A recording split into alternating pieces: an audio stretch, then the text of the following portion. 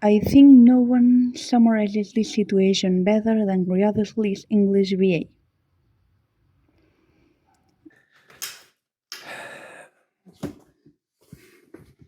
So, we've lost our shared humanity over a gotcha game. Originally, this video was only meant me criticizing a bit of the text in her video, like a lot of people have been doing lately. However, while I was editing this, Candybbug, the YouTuber we'll be talking about, posted a video as a follow-up to her previous one.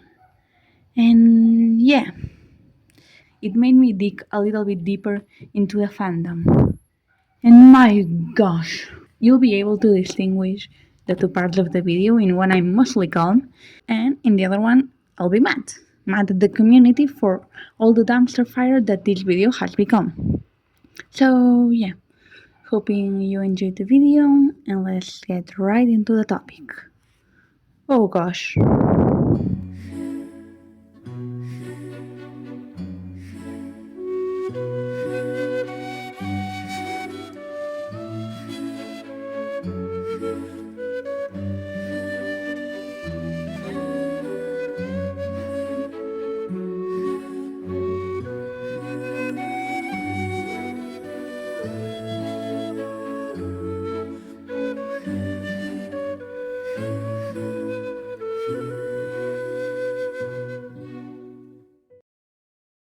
Wow. I have never seen in the Genshin fandom so furious towards something. Now, if you haven't been on the internet the past few days, well, in fact, the past few weeks, because this has been going for quite a while already, there's this famous Genshin video that a girl posted as the first video in her channel, which is basically a 1 hour rant about all the things that she doesn't agree with modern Genshin. And yeah, the internet hated it. So the internet hated it because she did some divisive takes. I've watched the video at this point maybe twice or thrice, and I can say she has good takes. But she also has quite a lot of bad ones. However, what surprised me the most was the whole reaction. So far, I've seen objective comments telling her why they think she's wrong and explaining their arguments, and then people in the comment section of her video directly telling her to shut the fuck up, she doesn't know what she's saying. And I think this shows the worst part of any fandom. So, in this video, I'm gonna be talking in general of what I think she did right and what she did wrong, but mostly talking about the fandom's reaction. Because I'm sorry, but you cannot have this response to an opinion that's different from yours, whether you think they are in the right or in the wrong. In the beginning of the video, she states that she can make mistakes with her lore opinions. And yeah, she did make some mistakes with her lore opinions. However, I want to point out that people have seemed to assume that she hates Genshin due to her doing a video criticizing it. Personally, and I'm not the holder of the truth, I cannot get in that girl's head and know what she's thinking, but I think she actually enjoys the game. It's clear in her voice that she feels sorry about those things she claims as mistakes, and she's disappointed in them. If she didn't like the game, she wouldn't be disappointed. Now, I agree with her Natlan complaints. Even though overall Natlan is my favorite region, I'm not blind to its flaws. It's been criticized all over the internet the difference between the technology the playable character possesses and the ones the world has available, which breaks the immersion and makes things weird. Now, we have to be fair. Out of all the Natlan characters, maybe 4 or 5, I'm speaking of memory, have this kind of technology. Like Kachinas and Shilonen's stuff, like the Turbo Twirly, I think it's called, and Shilonen's skates and DJ things, Mawika's bike, and Chaska's gun. I think it can be related to their closeness to Shilonen. Like her and Kachina live in the same tribe, and both Chaska and Mawika are pretty close to her. As for the skin tone issue, I get it. I also think that same way. Although I'm not saying that all the characters should straight up be black, because Latin America is a combination of all types of colors of skin, I also don't agree with Hoyo's decision making straight up all characters white, minus Jansen, and maybe Ifa could be considered black. Well, not black, but you get what I mean. As for the character writing part, yeah, that's where I have the most issues with this video. I wouldn't say Mawika is a major issue, it's just that the character doesn't vibe with me. Mostly because I feel we didn't delve into her as much as I would have wanted. I personally would have wanted a more personal moment with her. However, going from that to saying she's reckless and doesn't care about her people, when she left everyone and everything she knew behind to live 500 years into the future to protect the descendants of the people she cared, I'm sorry, but it doesn't make sense.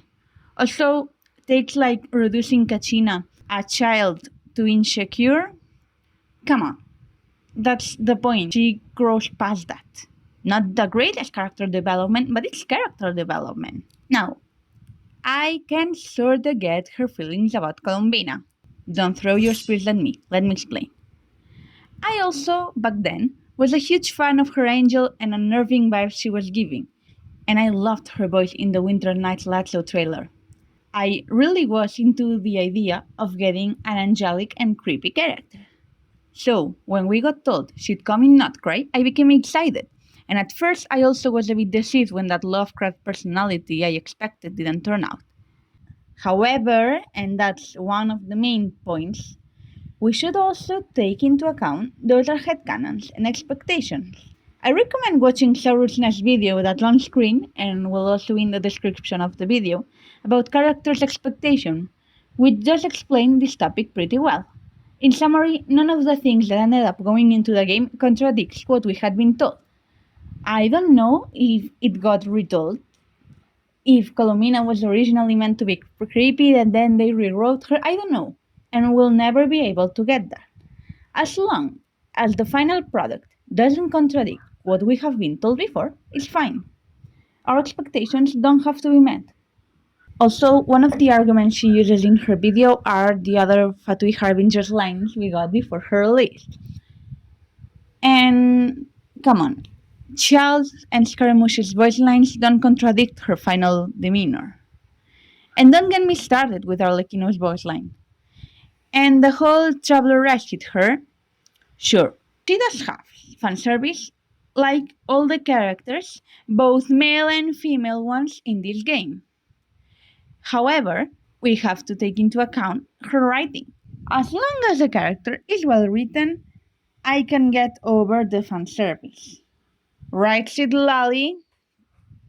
And Columbina, yes, she has fan service with the Traveler, but it's also a pretty well written character. She was my favorite part about the Not Cry story. And as for the whole female characters topic, I do agree with some things she says. Like Scoffier's outfit. It's horrible. That's not how a chef should look like. And about the topic Llama being semi-naked, I kinda get what she means, considering Nutcry is a cold region. However, we have the argument that Llama is inspired by a Baltic legend. I think it was Baltic. Please, I'm sorry if I confuse these things or if I mess things, because I'm making this video without a script. You might know this by how I'm speaking. So it's a bit of a the liquid state. I get the inspiration she comes from, but at the same time, it's a cold region. However, I can look over it due to her good writing. She's a good character and one I legitimately liked. And characters like Varese and Linnea, I do get some of the parts she says about Varese. Like, she was marketed, and let's be honest, in a bit of a way she was, about how much she loved food. And yes, her animations while attacking enemies are a bit weird. Let's be honest. However, we also have to take into account how fun her gameplay is. All the combos and strategies. I've never had so much fun playing a character before in Genshin. Or how funny her story quest is. Reducing her to a character that only likes to eat? Come on, you haven't done her story quest. Now, What frustrates me a bit of this video, besides the community's reception that we'll get into it, is how she does make actual comments in the end. She points out mistakes Genshin has made and that should improve on, like the whole shielding that has been done with mechanics like Nightfall in Natlan and Lunar Meta in Notcray, or the lack of map expansions we've been getting recently. Yes, those are very good claims. And I think that had the video been focused on those claims, it would have had a much better reception. But at the same time, I think she ignores the improvements there have been on Genshin. The story quality has risen quite a lot, despite some of the nitpicks I have with it. Like, come on, let's be real. Not crash riding is far over Mondstadt, Liyue, and Inazuma. Genshin still has a lot of room to grow. Please stop locking domains behind days. I don't want to farm for a specific set of materials on a Thursday. But at the same time, it's slowly but surely progressing. Who knows, maybe that's Naya live stream throws everything out of the window and they straight up tell us we won't have a skip button. But Genshin has had quite a lot of recent quality updates.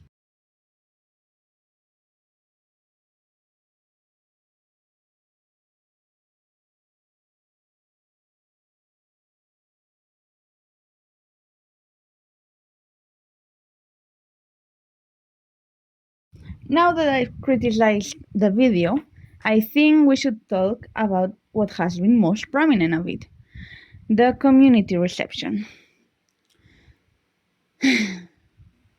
As you have seen, I don't like the video. I mixed on it because I agree with some things, I disagree with others. That's my opinion.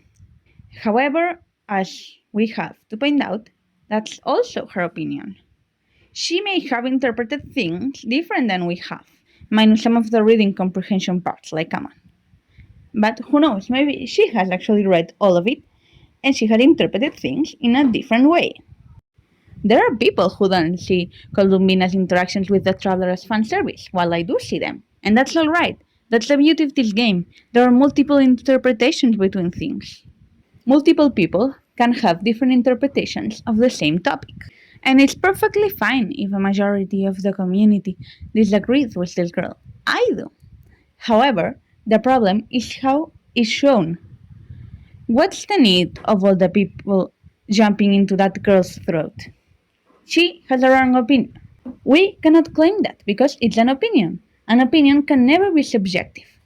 There isn't an ultimate truth that tells us Linnea is well written, Barres is well written. No, those are points of view. What we have to do is respect them and argument with them. But that's not what I've seen these past few days. I've only seen people attacking this girl and making fun of her. You can debate, but not straight up attack someone. There's a real person behind it. Seeing how much attention the video has been given so far, I think last time it checked, like some hours ago, it had 200k views. She for sure has read the comments. Some of them are well laid out, while some others, literally the only thing they're lacking is telling her to go fuck herself. People playing Genshin are supposed to be adults. If you don't agree with what she's saying, you can either A. expose it more and less calmly, or B. ignore it. But what you can't do is that while you're exposing your opinion, you're attacking that person. She honestly doesn't seem like a bad girl. Just someone who has her opinions. You may agree or disagree with them. But that's not an excuse to attack her. I don't know if she'll see this video, seeing all the backlash she's facing, but if she's seeing this, hey, I personally don't agree with most of your opinions. However, I think you've made a pretty good and decent video. It is pointless to fight on. You've already lost. Wrong. You can't win this, Dottore.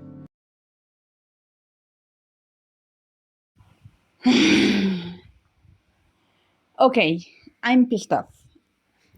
While I was editing this video, this girl Candybbug posted up a new video in response to all the backlash she's faced. And I'm pissed off. Not for what she's saying, but with the whole reaction. I had seen some of the bad takes attacking her person, but come on, this is in a whole other level. And we complain about the Chinese gacha communities, like the Love and Deep Space fandom that attack the creators and send them curses. We're not any better. How come when we see an opinion different than ours, go attack that person? Not her arguments, but herself. I hope she's lying. I hope that no one actually threatened her. Because threatening a person to fucking kill herself over an opinion you don't agree with? Really? Do I agree with her? Fuck no. But precisely because I don't agree with her, I thought we'd be better. I don't agree with it. And I'm not threatening her. I'm not telling her to go kill herself. What was the need for everyone to jump onto her throat? And apparently, the hate went so far that someone even created an account pretending to be her on Twitter. Seriously? And judging by the reception said account has gotten, yeah, it worked. People truly believed it was her making those horrible opinions about Linnea and some other controversial takes of the video. Like, isn't everyone complaining about how she has misoginistic takes and hates women, but now the Genshin community is going on to hate a real woman? I think that's called hypocrisy, but I'm not an expert, tell me. I just wanted to make a little video telling my point of view of her opinions. I didn't expect to be pissed off by the behavior of not the whole community, but most of it. I thought we'd be better. But no, it's people making fun of her. And all the time, they are the same takes. Not even addressing her good ones or some of her bad ones. No, it's always the same take of the woman and Linnea. If you wanna criticize her objectively and address the whole video. In her latest video, she genuinely seems destroyed. I think she just wanted to post a Genshin video as her first one and didn't expect to blow up. And now that it's blow up, she didn't seem like she'd want to make more Genshin videos or even play Genshin anymore. Whatever, nothing will change in the community, and next time we're gonna again cancel someone who has a controversial opinion. It's fun seeing how the community has spent more effort canceling this girl than any of their attempts of canceling Hoyo. Fun how that works.